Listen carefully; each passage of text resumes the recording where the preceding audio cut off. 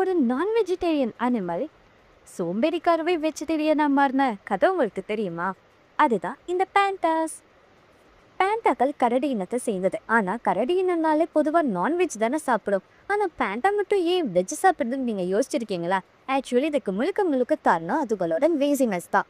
இப்போ வேட்டையாடணும்னா என்ன பண்ணணும்? காட்டுக்குள்ள போகணும், அனிமல்ஸ் எல்லாம் பார்க்கணும். ரொம்பவே ரிஸ்கியான வேலையா இருக்கே. ஸோ நம்ம ஒரு வெஜிடேரியனா மாறிடலாம் சொல்லிட்டு முடிவெடுக்குது இந்த பேண்டாலாம். அதனால என்ன பண்ணுதுன்னா மூங்கில் தான் சாப்பிடுமா. ஆனா பொதுவா நான்வெஜ்ல கிடைக்கக்கூடிய சத்துக்களை விட ஒரு வெஜிடேரியன் ஃபுட் சாப்பிடும்போது அதுல சத்துக்கள் கம்மியா தான் இருக்கும். ஸோ அதே தான் இங்கேயும் நடக்குது. பேண்டாக்கள் மூங்கில சாப்பிட்டாலும் அது உடம்புக்கு தேவையான சத்துக்கள் கிடைக்கிறது இல்ல. அதனால அதிக அளவுல சாப்பிட ஆரம்பிச்சது. ஒரு நாளைக்கு 16 மணி நேரம் பேண்டாக்கள் மூங்கில சாப்பிடுமா. ஸோ மூங்கில் இருக்கக்கூடிய காடுகள்ல தான் இது வசிக்கும். ஆனா மூங்கில் காடுகள் இப்ப நிறைய அழிக்கப்பட்டு வரதுனாலேயே இந்த இனமும் அழிஞ்சிட்டு வருது. அது மட்டும் இல்லாம இந்த பேண்டாக்களோட தோல், முடி எல்லாமே பிளாக் மார்க்கெட்ல நல்ல ரேட்டுக்கு போகுது. ஸோ அதுக்காகவே நிறைய பேர் இந்த பேண்டாவெல்லாம் வேட்டையாடுறாங்க. அதனாலயும் இந்த பேண்டாக்கள் அழிஞ்சிட்டு வருது.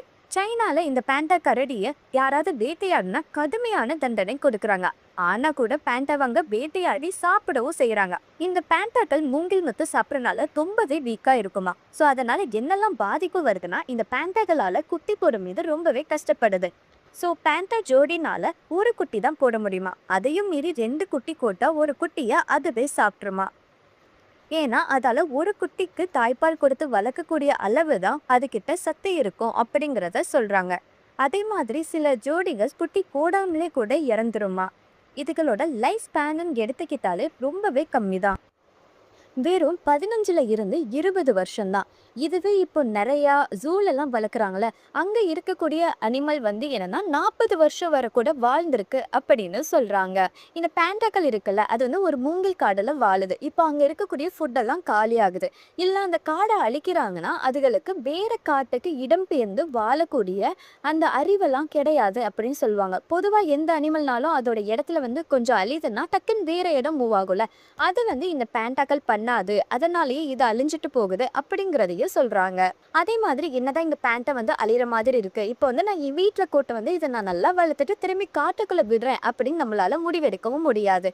அதே மாதிரி ஜூலையும் வளர்க்குறது ரொம்ப நல்ல விஷயமும் கிடையாது. ஏன்னா இப்போ ஒரு பேண்டாவை நம்ம வளர்த்துட்டு திரும்பி காட்டுக்குள்ள போய் விடுறோம்னா அந்த காட்டுல இருக்கக்கூடிய மற்ற பேண்டாக்கள் இந்த பேண்டா மூலமா ஒரு அட்ராக்ட் ஆகாது.